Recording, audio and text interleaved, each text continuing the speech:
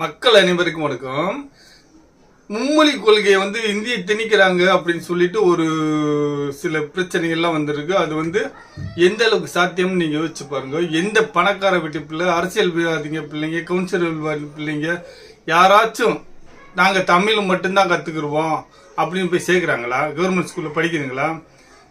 என்னைக்காச்சும் இந்த government school படிக்கிற பசங்க நம்மளால ஒரு பிரைவேட் ஸ்கூல்ல சேர்க்க முடியலன்னு நீங்க எவ்வளவு ஆதங்கப்படுறீங்கன்னு தெரியுது. அதுக்கு எவ்வளவு 80,000 ஸ்கூல் ஃபீஸ் கட்டணும். அதுக்கு கல்வி என்பது பெரிய விஷயம். ஆனா கவர்மெண்ட் ஸ்கூல்ல தரமான கல்வி கற்றுக் கொடுக்கிறார்களா அப்படின்றது ஒரு கேள்விக்குறியாகவே இருக்கிறது. ஏன்னா பிரைவேட் ஸ்கூல்ல 3-4 லாங்குவேஜ் கற்றுக் கொடுக்குறாங்க.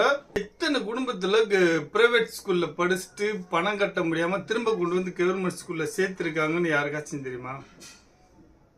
அந்த மாதிரி நடந்து கொண்டு இருக்கிறது. வருங்காலங்களில் மனுஷனுக்கு வேலை வாய்ப்பும் குறைஞ்சு கொண்டு வருகிறது, சம்பளம் கம்மியாகி கொண்டு வருகிறது, வாழ்வாதாரமே கம்மியாகி கொண்டு தான் வருகிறது. அப்படி இருக்கும்போது பிள்ளைகளுக்கு தரமான கல்வி கொடுங்கள். ஹிந்தி மொழியை கட்டாய மொழியாக இல்லாமல் கத்துக்குங்க.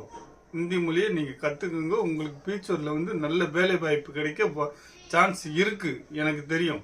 நான் எவ்வளோ ஊர் சுற்றி இருக்கு, எவ்வளோ பெற்ற பழையன் இருக்கு. அவங்கெல்லாம் ஹிந்தி படிச்சிருந்தா அதுக்கு தனி மரியாதை இருக்கு. அதுக்கேற்ற சம்பளமும் நிறைய தர்றாங்க. நன்றி, வணக்கம்.